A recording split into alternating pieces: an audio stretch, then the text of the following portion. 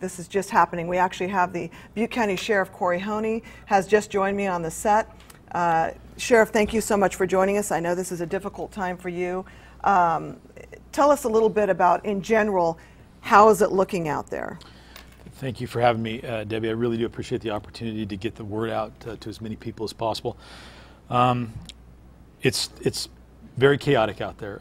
We're still in emergency mode. We're still in a crisis mode. There's active fire. As you noted, we put out an evacuation order for the Sterling City area. I've been briefed this morning and told that they anticipate fire to reach that area at any time at this point. If people are in that area, we would want them to evacuate out through Butte Meadows down Highway 32. But that area is still very active. Paradise is still active. Magalia is still active. It is a very difficult situation out there. Now, last we heard, Sheriff, containment at 5%. How is that looking? How's it looking as far as the progress of the fire? So I would have to defer to my colleagues in the fire service Okay. on that particular piece. They work that end of it, and they do a good job of it. And then I, with my staff, focus on evacuations, security, and dealing with those issues. Okay, you have had an opportunity to fly over the area. Tell me a little bit about what it looked like from the air, because it's a different perspective when you're on top of it and when you're above it, being able to get a big picture. So I appreciate that. And actually, when you and I talked yesterday, I was getting ready to fly over the area. We had to call that flight off because visibility was so bad that we couldn't safely fly it. I have been in the area. I was in the area yesterday during the heavy portion of the evacuation. As I told you there, it was in the middle of the day. It looked like it was midnight. It was so dark with ash raining down, sparks and embers. I was up in the Paradise area until about 1:30 this morning. Regrettably, there is a substantial amount of damage. Okay, we talked a little bit yesterday about staffing. I know it's all hands on deck, obviously. You have some deputies who live in the Paradise area and have also lost homes up there. How are you guys dealing with the staffing issue with that in mind? So that is also a big challenge for us. We do, in fact, have staff members, deputies, correctional deputies, dispatchers who have lost their homes. We're working to get a full count of that. We think about 20 at this point. I'm amazed and proud of the fact that many of them are here working today, some of them having lost their homes with nothing and have nothing but the uniform on their back. So we're working internally to try to find short-term housing for them, to get them the basic necessities of life that they need to continue living and, of course, continue to serve the public. And then we'll move into long-term housing with them. Okay, to the evacuation plan now. Obviously, you've been through a couple of evacuations in the last 2 years. It's been endless, nonstop chaos in Butte County. We've had so many major incidents with the dam situation, and now this. Yeah. Did the plan in Paradise, the evacuation plan, work? Well, what I will say is that we're still in the middle of the chaos, and we're still at the point where evacuations might have to be called. So I don't know that I am in a position to declare one way or the other at this particular point. That said, what I do know is that all of the planning that has gone into this point certainly saved lives. We were able to move tens of thousands of people out of that area. Unfortunately, there are casualties, and that is something that we're going to have to ultimately deal with. Not everybody made it out. But I think that has a lot to do with the fact that there are times when you have such rapidly moving fires that come into an area where there's high fuel loads and difficult ingress and egress. No amount of planning is going to result in a perfect scenario, and that's what we had to deal with here. What I did see, though, was a fairly orderly evacuation given the circumstances that we were dealing with, and I've gotten some feedback from some people that say that overall it went as well as it could be, and I think that has a lot to do with the fact that unfortunately here in Butte County we've got a lot of experience with it. Yes. What are the problems that you've encountered in relation to just getting the number of people out? Paradise alone is a population of 27,000. What other problems have you encountered with that? Well, and I want to add to that, you have Magalia, which is about 13,000. Right. So, I mean, that's a significant population. Then Concow itself. So we were trying to move people from various areas, again, in roadways that are not easily navigable in some cases. We actually turned the Skyway contraflow, and we were sending traffic down both ways. Right. 99 at one point was going contraflow, so that helped. But some of the problems, of course, is that you have people who weren't prepared, and so there were a number of people that I encountered yesterday who were out of gas. They were running out of gas, and they'd have to pull over to the side of the road. Then we'd have to find vehicles to put those people in and send them down the road. They weren't prepared with to get out in a quick and safe fashion, and so that's why I come back to, when we issue a warning, please get ready, and when we issue an order, please go. Right. If you are just now joining us, I'm joined by Butte County Sheriff Kory Honea, and we have had, unfortunately, 5 fatalities confirmed. Any way you look at it, this is not good. No. Can you tell us a little bit about the circumstances that involve those 5 fatalities? Yeah. So as I talked about yesterday at our press conference, we were getting reports of fatalities. At that point, they were unconfirmed. I didn't want to specify a number until we actually had investigators on scene and could verify that. Today we were able to get, or late yesterday, we were able to get up and verify these 5 fatalities. They were found on Edgewood Lane in Paradise in vehicles. We have recovered those remains. Now we're going to work on identifying those individuals and then making notification to next of kin. But I put together, our office has put together a team of investigators.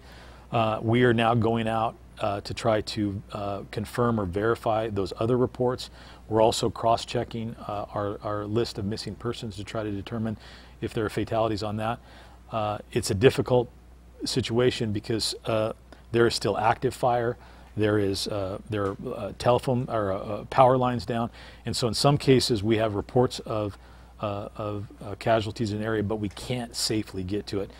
I will tell you this: we will, as soon as we possibly can, get in there to verify and recover those remains. We will do so, and so what I would anticipate is over the course of the coming week or so, or even longer, we will be doing these regular updates because I want to get the information out when we can, as soon as possible.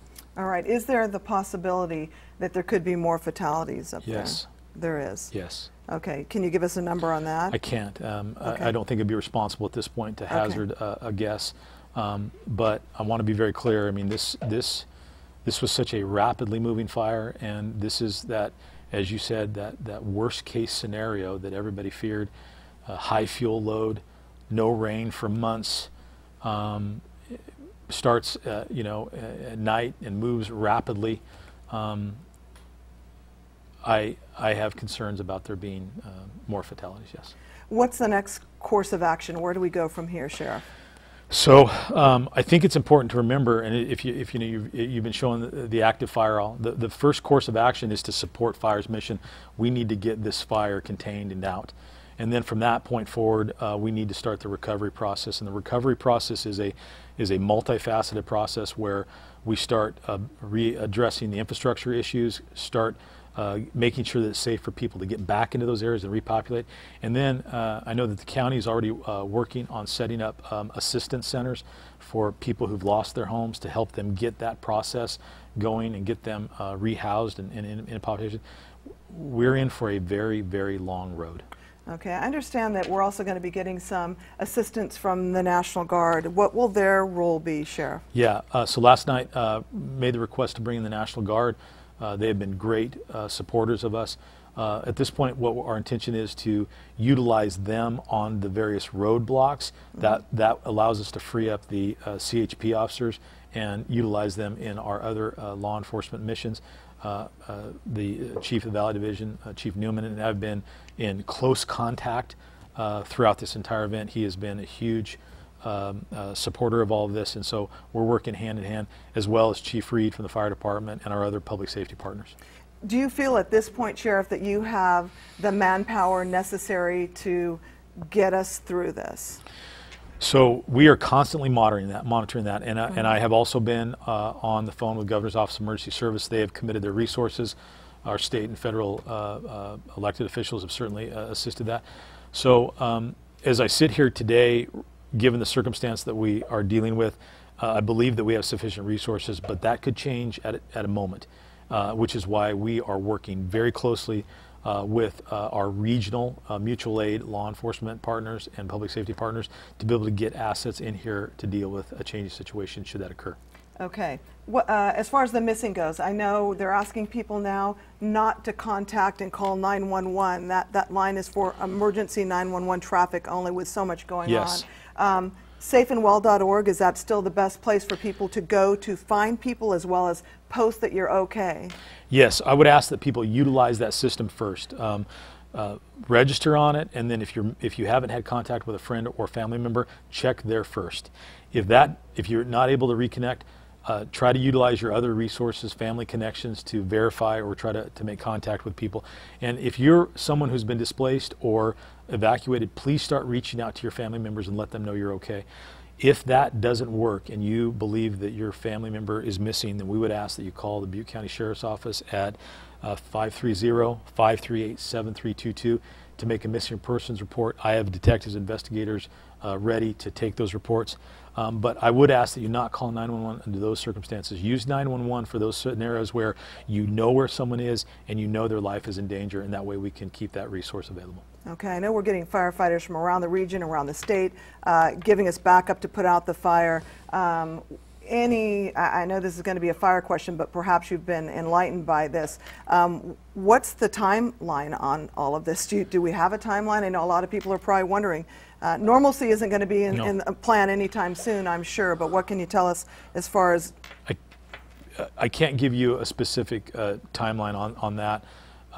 What I can tell you is that this is going to be a lengthy process, and the process doesn't end when the fire's out. The process is going to continue on, hopefully, until we've gone through recovery and we've gotten people taken care of. And unfortunately, given the magnitude of this particular disaster, the number of people that have been displaced, the number of people who have left their homes, that's going to take a long time. Okay, I hate to bring this up, and it's disgusting to even think of it, but have we had any problems with looting up in the Paradise and Jarbo Gap area, up in that area? Thank you for bringing it up.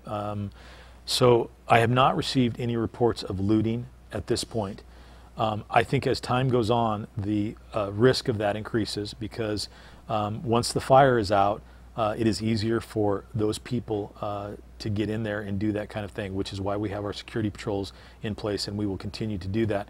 But I will say this, and I would ask, if you think that you can go into this area and take advantage of these poor people, know that law enforcement is going to do everything we can to prevent you from doing it, capture you if you did it, and I have it from our district attorney that you'll be prosecuted to the fullest extent of the law.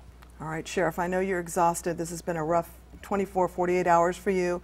Any final words that you want to share with our viewers with important information? Well, I just want to say two things. One, I want to thank the community because yesterday's evacuation, as chaotic as it was, went as well as it could, and I want to thank our community for that. And I also want to thank our partners in the media because in a crisis like this, you help us get the word out, and that means a lot. It's all about you guys. We just are the messengers. But thank you, Sheriff, for joining us. We wish you the best of luck in the next coming days. Thank you. All right, we're going to take a quick break. Thank you, Sheriff, again for joining us live. We'll be back in just a couple of minutes with continuing wall-to-wall coverage of the Camp Fire. In the meantime, stay with us on actionnewsnow.com for the very latest updates.